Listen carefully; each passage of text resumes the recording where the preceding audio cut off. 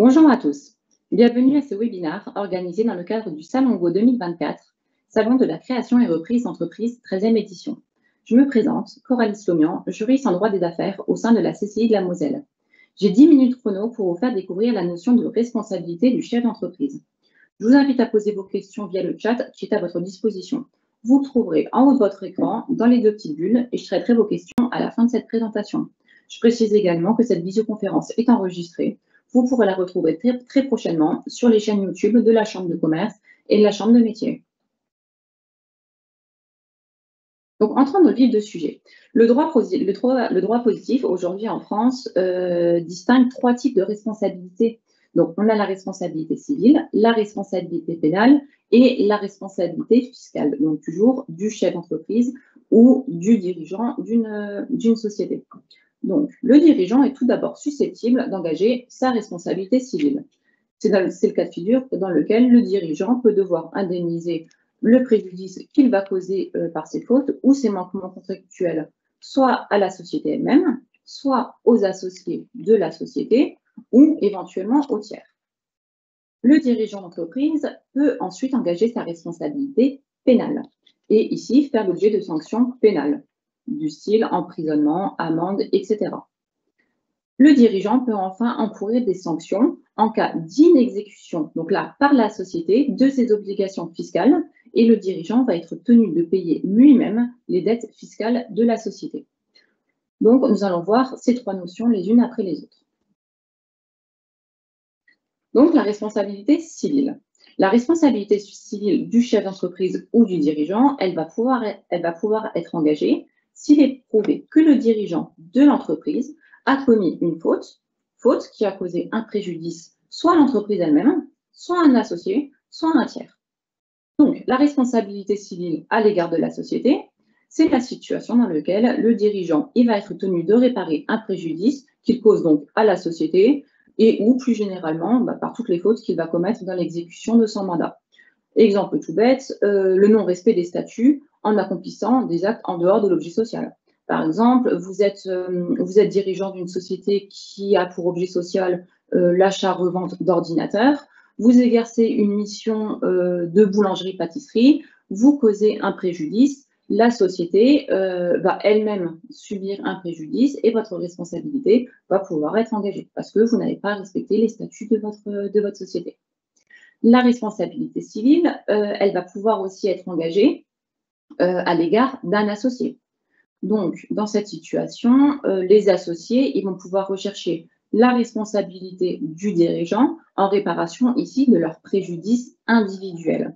Ici, l'action, elle va servir plus directement l'intérêt de l'associé lui-même, car les sommes qui vont être obtenues devant la justice seront attribuées exclusivement à l'associé et non pas à la société. Il est tout de même à préciser que l'associé doit être en mesure de rapporter la preuve de l'existence d'un préjudice propre. C'est-à-dire que c'est l'associé, personne physique, qui doit avoir subi lui-même un préjudice et non pas la société qui va subir un préjudice. Enfin, le dirigeant, il peut aussi être responsable à l'égard des tiers. Ici, ça va être la situation dans laquelle il va commettre une faute qui va être détachable de ses fonctions. C'est-à-dire que là, il va commettre une faute intentionnelle. Donc là, vraiment, la faute, elle est commise intentionnellement. La faute ou le préjudice doit être d'une particulière gravité et surtout, la faute doit être incompatible avec l'exercice normal des fonctions du dirigeant. Exemple tout simple aussi, ça va être par exemple le dirigeant qui va autoriser un de ses salariés à utiliser un véhicule de la société, véhicule qui est dépourvu d'assurance. Si jamais le salarié entre en collision avec un autre véhicule et entraîne des blessures, ici, le dirigeant va pouvoir être personnellement condamné. Je vous ai mis sur ce slide tout un tas d'exemples. Alors, la liste, elle n'est pas exhaustive, mais d'exemples de fautes qui vont mettre en cause la responsabilité civile du chef d'entreprise. Ça va être la faute de gestion, le non-respect des statuts, l'exemple qu'on a vu tout à l'heure, le non-respect des lois et des règlements, les infractions aux obligations sociales, la concurrence déloyale à l'égard de sa propre société, etc., etc. Ensuite, voyons la responsabilité pénale. Donc, celle-ci, elle est plus simple. La responsabilité pénale, c'est la situation dans laquelle le dirigeant y commet des infractions pénales dans le cadre de ses fonctions et qui va engager sa responsabilité pénale. Ce qu'il faut comprendre ici, c'est que le seul fait d'enfreindre un texte pénal suffit pour que la responsabilité du chef d'entreprise ou du dirigeant de société soit mise en cause. De la même façon, je vous ai mis quelques exemples de fautes qui mettent en cause la responsabilité pénale du chef d'entreprise. Ça va être l'abus de bien social, l'escroquerie, l'abus de confiance, le faux usage de foi en écriture, etc., etc. Donc, par exemple, l'abus de bien social, c'est un délit qui est pénalement répréhensible, hein, qui est prévu dans le Code de commerce. Si le dirigeant viole le Code de commerce, sa responsabilité pénale va automatiquement être engagée. Et donc là, il va devoir répondre de sa responsabilité à l'égard de la société tout entière. Enfin, dernier type de responsabilité, donc ici, c'est la responsabilité fiscale. Donc cette responsabilité, elle est encadrée par le livre des procédures fiscales et elle va permettre de faire supporter par le dirigeant les obligations fiscales qui incombent normalement à la société. Alors attention tout de même, hein, c'est une responsabilité qu'on retrouve beaucoup moins dans la pratique et elle ne pourra être mise en œuvre qu'à la condition de respecter 3 conditions. Donc la première, c'est d'être tout simplement en présence du dirigeant d'une société, non pas par exemple un associé. La deuxième condition qui est cumulative, hein, c'est que le dirigeant, il doit être responsable des manœuvres frauduleuses ou de l'inobservation grave et répétée des obligations fiscales qui ont rendu le recouvrement des impositions et des pénalités impossibles et qui étaient initialement dues par la société. Donc, on comprend bien que si la société n'a pas payé son impôt, ses pénalités qui lui incombaient, et que c'est par la faute du dirigeant qui a mis en place des manœuvres frauduleuses, cette condition d'application, elle va être remplie.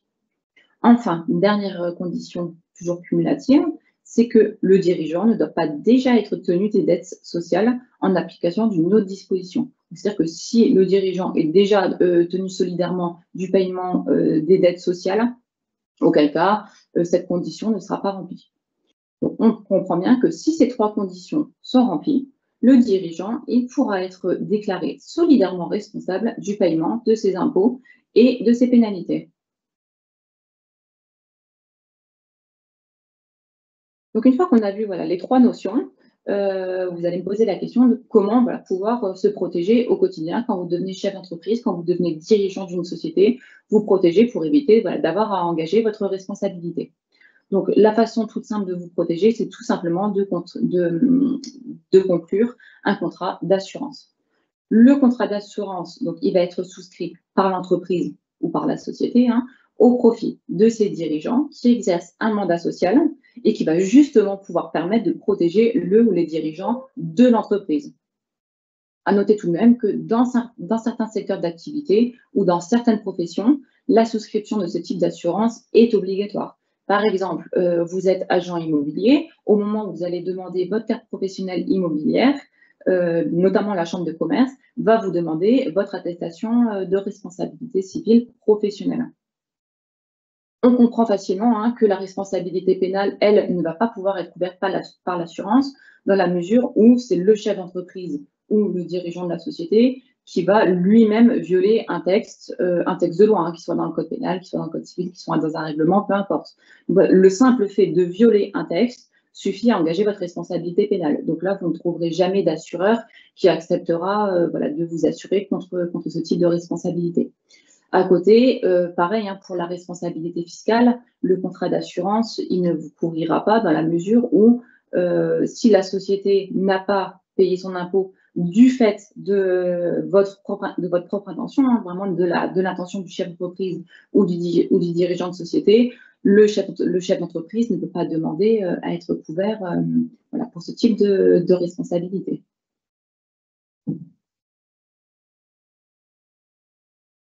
Donc, nous arrivons à la fin de ce webinaire. Je vous remercie pour votre participation. N'hésitez pas à poser vos questions dans le chat si vous en avez. J'y répondrai avec plaisir.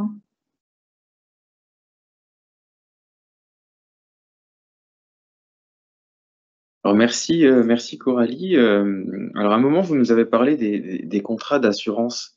C'est très intéressant. Est-ce qu'il y a des choses auxquelles il faut faire attention à la souscription d'un contrat d'assurance?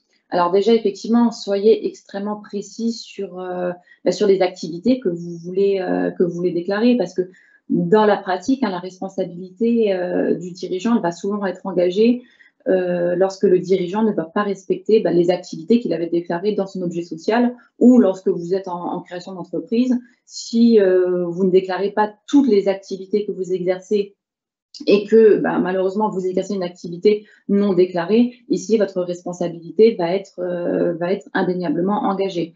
Donc soyez précis sur les activités que vous souhaitez exercer, parlez-en vraiment avec votre assureur et surtout assurez votre activité bien avant de commencer, de commencer l'activité. Il faut qu'au jour de l'immatriculation de la structure, vous ayez vraiment votre attestation de responsabilité civile professionnelle. Merci pour cette réponse. Je pense qu'on a aidé pas mal de porteurs de projets à ce niveau-là. Autre question sur laquelle j'aimerais bien rebondir. On sait très bien que la responsabilité est un élément assez important. Est-ce que, en fonction du statut juridique que l'on va choisir, la responsabilité va être différente, que ce soit en entreprise individuelle ou en société, par exemple? Alors, pas nécessairement. Simplement, effectivement, en fonction de la forme juridique que vous allez choisir, il faut voir effectivement si vous êtes seul dans le projet, si vous êtes à plusieurs, hein, et si vous avez des associés. C'est sûr que, par exemple, la responsabilité d'un associé voilà, ne pourra pas être recherchée si vous êtes en entreprise individuelle, indéniablement. En revanche, on en revient toujours à la question des activités, puisque certaines activités vont nécessiter des assurances. On l'a vu, hein, voilà, qui vont être obligatoires pour certains types d'activités, mais aussi voilà, des assurances qui vont être complémentaires. Par exemple, on le voit avec toutes les activités du bâtiment. Hein, si vous exercez une activité maçon, plombier, etc., on va vous demander une responsabilité, voilà, une assurance décennale, mais qui là n'a pas forcément à voir avec votre responsabilité personnelle en tant que dirigeant ou en tant que chef d'entreprise. Et vous, Coralie, est-ce que vous pouvez nous conseiller, une personne, un professionnel qui pourrait nous accompagner sur cette partie, on va dire, responsabilité et connaissances qu'on doit avoir là-dessus? Oui, bien sûr. Alors là, je vous invite vraiment à vous rapprocher de conseillers auprès de votre chambre de commerce territorialement compétente ou chambre de métier, hein. Nous, voilà, on a une panoplie de conseillers, de professionnels qui sont à votre disposition et qui peuvent vous conseiller voilà, sur tout un tas voilà, d'informations qui sont vraiment utiles à la création d'entreprise et notamment faire un point sur votre propre responsabilité en fonction aussi voilà, de votre situation personnelle. Donc, n'hésitez vraiment pas à entrer en contact avec nous. Écoutez, je vous remercie pour vos questions. Donc, n'oubliez pas que le Salon Go continue jusqu'à la fin de la semaine et que vous pouvez encore assister à des visioconférences sur des sujets très variés. Je vous rappelle également que le salon est ouvert en présentiel ce vendredi 22 novembre, de 9 h à 17 h à la Chambre des métiers et de l'artisanat à Metz. N'hésitez pas à venir nous contacter. La CCI et la CMA sont toujours à vos côtés pour aller plus loin. Et il me reste à vous souhaiter une excellente continuité dans votre projet et un bon salon.